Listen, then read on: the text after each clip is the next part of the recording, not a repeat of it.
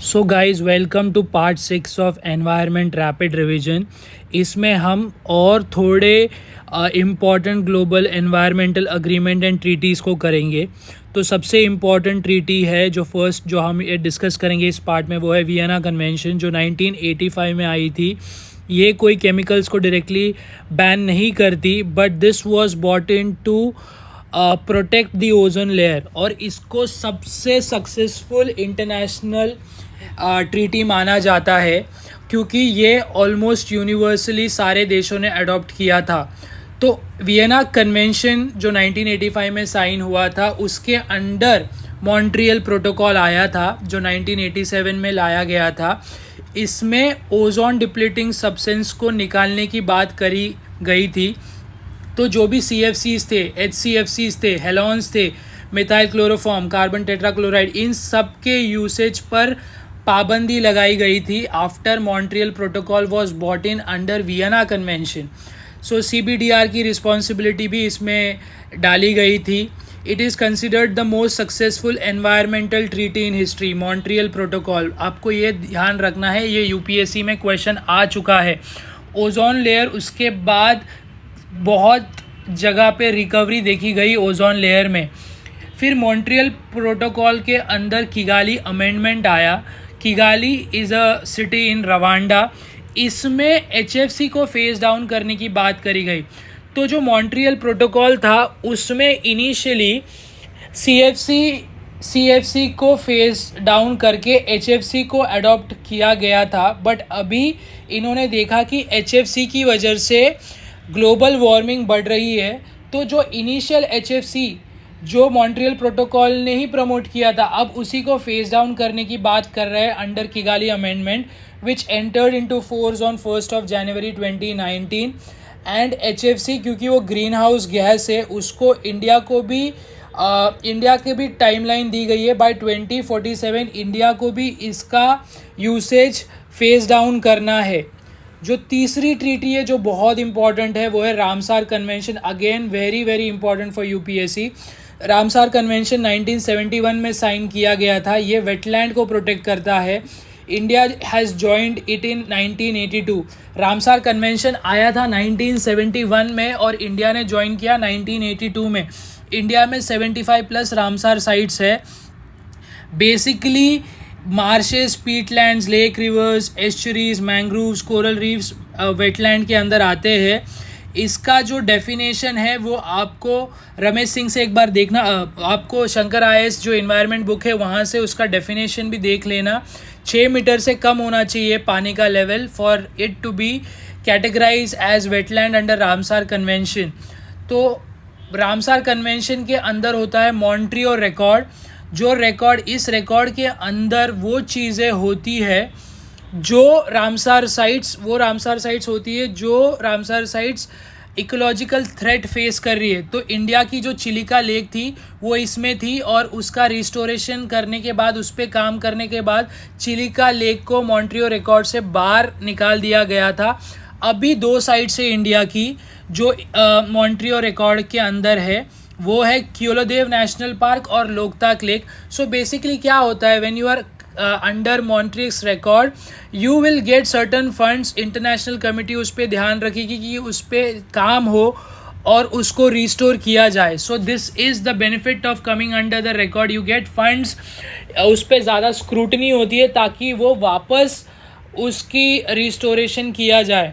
जो रामसार का conference of parties, Ramsar convention की जो रिसेंट मीटिंग हुई थी वो विक्टोरिया फॉल्स जिम्बाब्वे के पास हुई थी जुलाई 2025 में। जो 4th इम्पॉर्टेंट कन्वेंशन है वो है साइट्स का कन्वेंशन 1973 में। Sites convention on international trade in endangered species आया था। वो वाइल्ड लाइफ ट्रेड के लिए था।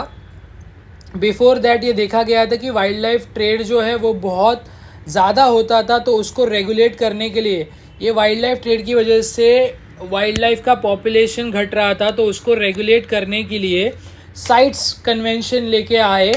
और इंडिया में जो साइट्स कन्वेंशन है उसको एनफोर्स करने के लिए Indian wild life protection act 1972 आया था, Indian wild life protection act में ऑलरेडी ये प्रोविजंस थे, और साइट्स के आने के बाद there were certain amendments that were made to wild life protection act and CITES got into force in India.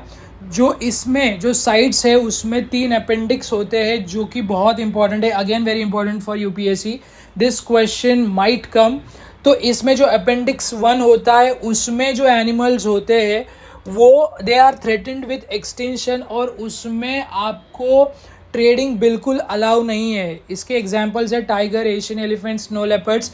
Appendix 2 में जो स्पीशीज़ है वो अभी तक एंडेंजर्ड नहीं है, बट हो सकते हैं अगर रैम्पेंट ट्रेड हुआ तो इसमें ट्रेडिंग अलाउड है बट विथ स्ट्रिक्ट परमिट्स।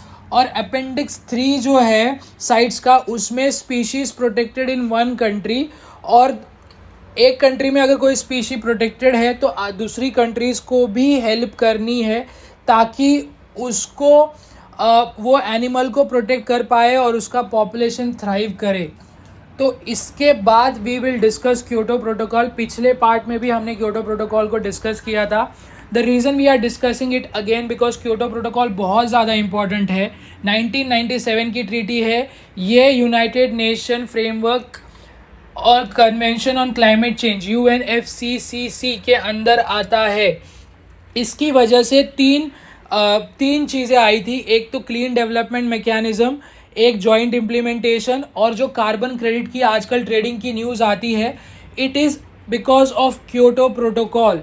तो इस पे ये आपको याद रखना है, जो इंडिया में फॉरेन कंट्रीज़, जो डेवलप्ड कंट्री सोलार और विंड में इन्वेस्ट कर रहे हैं, it comes under clean development mechanism of Kyoto protocol.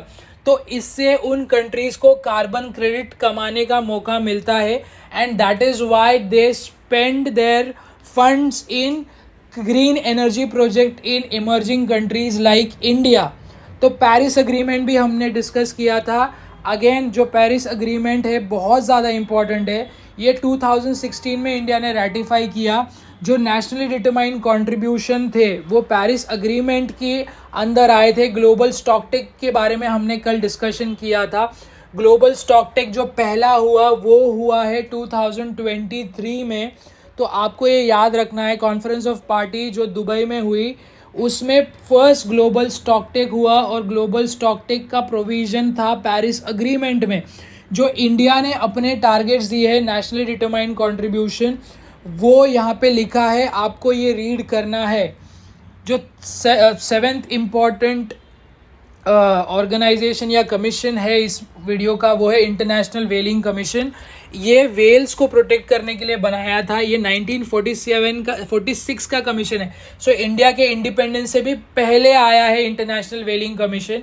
तो कमर्शियल व्हेलिंग को इन्होंने मोरेटोरियम डाला कि कोई भी कमर्शियल फिशिंग नहीं करेगा, कमर्शियल व्हेलिंग नहीं करेगा, मतलब वेल को कोई भी नहीं मारेगा for business purpose, for commercial purpose. उसके पहले जापान में और साउथ ईस्ट एशियन कंट्रीज़ में वेल्स को खाने की परंपरा थी, जिसकी वजह से वेल का पॉपुलेशन कम हो रहा था। Specially Japan was infamous for this. तो कमर्शियल व्हेलिंग मॉरेटोरियम लाया गया 1982 में।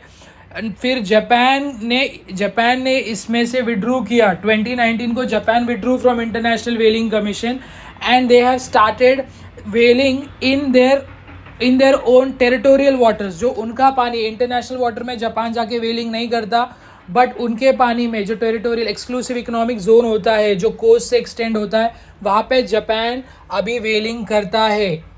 Stockholm convention very important, UPSC में 2016-17 में इसका क्वेश्चन भी आया था। ये परसिस्टेंट ऑर्गेनिक पोल्यूटेंट्स के लिए है। ये ऐसे केमिकल्स के लिए होता है जो एनवायरनमेंट में काफ़ी देर तक रहते हैं। It bioaccumulates in food chain. तो ये स्टॉकहोल्म कन्वेंशन वेरी इंपॉर्टेंट 2001 का कन्वेंशन है, ये आपको याद रखना है।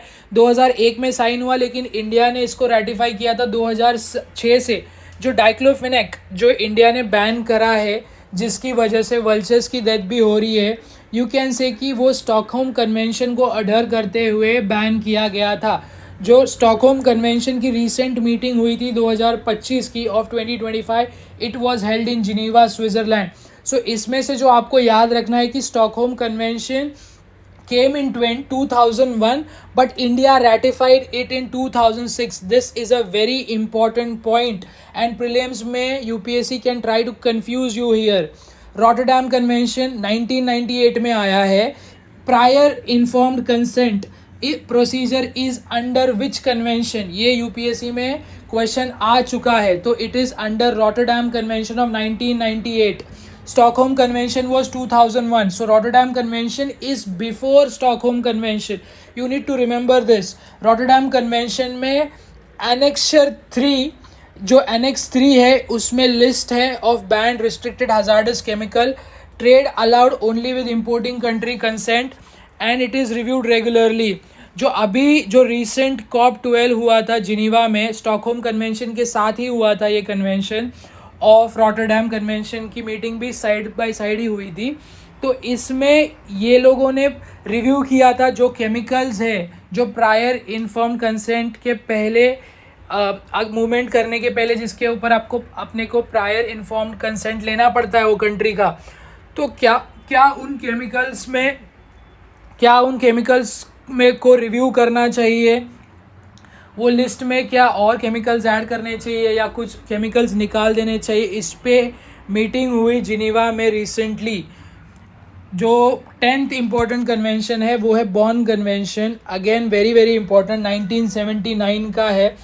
ये जो माइग्रेटरी स्पीशीज़ होती है उनको प्रोटेक्ट करता है Bonn convention. Bonn is a place in Germany.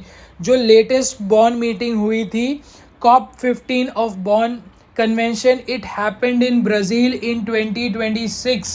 Nagoya Protocol, again we had discussed this in yesterday's class. Part 4 या 5 में आपको ये मिलेगा, but we are revising here because this is again very important. जो Nagoya protocol है वो UNCBD convention के अंदर आता है, और जो क्योटो प्रोटोकॉल है वो UNFCCC कन्वेंशन के अंदर आता है.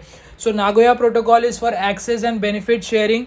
India has ratified it in 2012. 2010 का प्रोटोकॉल है, इंडिया ने 2 साल लिए इसको रेटिफाई करने के लिए. Access and benefit sharing is very important. It comes under Nagoya protocol. So आपको ये याद रखना है. तो सबसे इम्पॉर्टेंट जो चीज़ें हैं इस वीडियो की वो है मॉन्ट्रियल प्रोटोकॉल, दूसरा है क्योटो प्रोटोकॉल, तीसरा है नागोया प्रोटोकॉल, चौथा है Bonn convention, then it is Rotterdam convention, फिर Stockholm convention. International whaling commission, आपको ये समझना है कि जापान विड्रू कर लिया है. So this becomes a very important fact. I hope आपको ये वीडियो समझ आया होगा. इन केस आपको ये